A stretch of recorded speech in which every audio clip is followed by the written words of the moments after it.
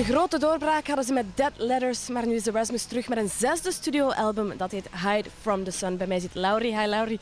Well, how did it feel to go back in the studio after Dead Letters? Were you excited or was it like pressure to do maybe as good or even better? It felt good. We had a long tour with the last album, so almost like 2.5 years on the road all the time. So we were making music all the time in the sound checks and backstage or whatever place we could find. So at the end of the tour we had maybe 20 song ideas, and we just decided to go to the studio immediately, like to have the same energy and the same flow, and go straight to the studio to record the new album. And I think it was really spontaneous this time, very easygoing. Girl, you lived your life like a sleeping swan. You guys didn't stay in Finland to record the album, you went to Sweden. Why was that? We wanted to get away from our home country and to move to some place where we could be just 4 of us, living in the same apartment all the time, and to have the full concentration on the recordings. I think it's very important to try to keep together as tight as possible during the recordings, because a lot of good ideas, they come after the day in the studio, when we go together, we go drinking or we go to see some other band or we have breakfast together. And we get a lot of ideas. No fear. Destination darkness. You already mentioned that after Dead Letters you toured very intensively. What does that do to a person? Does that change you? Does that change your view on life?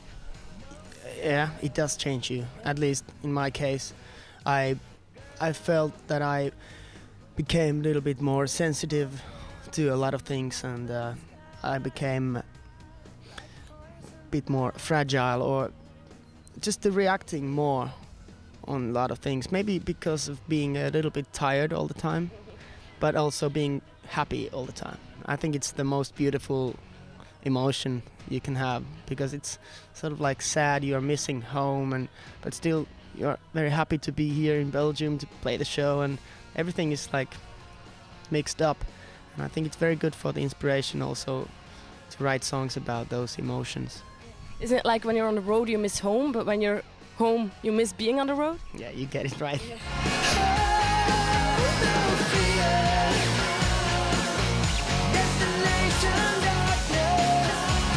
Tell me a little bit about the story behind the video of No Fear. Is there a story behind it?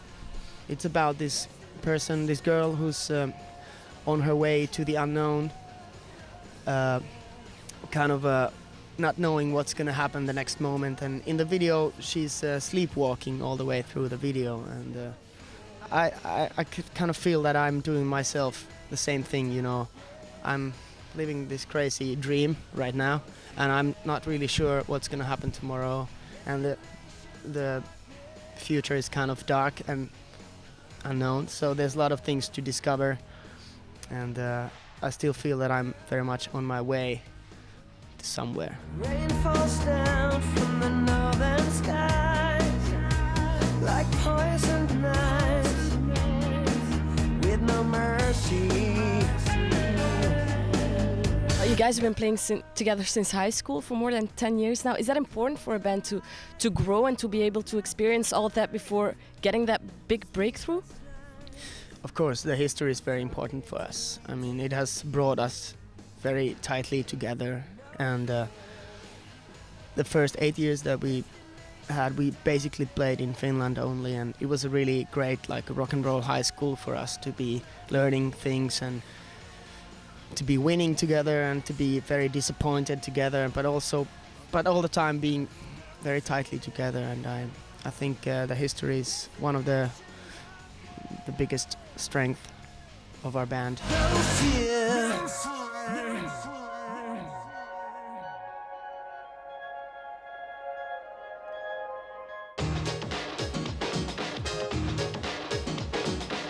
This is the music factory.